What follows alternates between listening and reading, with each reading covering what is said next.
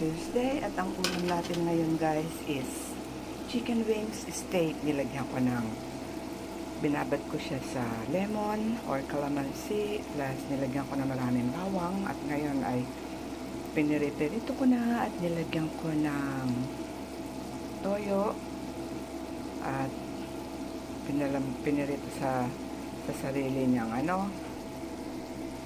fluid ang chicken. Di ko siya nilagyan ng mantika at ngayon ay nilagyan ko pa ng panimpla at ngayon lalagyan natin ito guys. What's that? Sugar yan, pampatimpla. So yan, pag nalusaw na yung sugar kasi ang asim, iaahon na natin siya.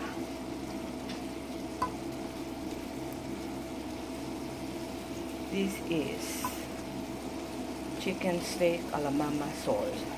Maraming sibuyas. Ang sarap. Look. Patay na naman ang kanin nito. Darating si Jonah kasi. Dadala rin daw niya si mama niya. Okay. Happy New Year to all. Bye for now guys.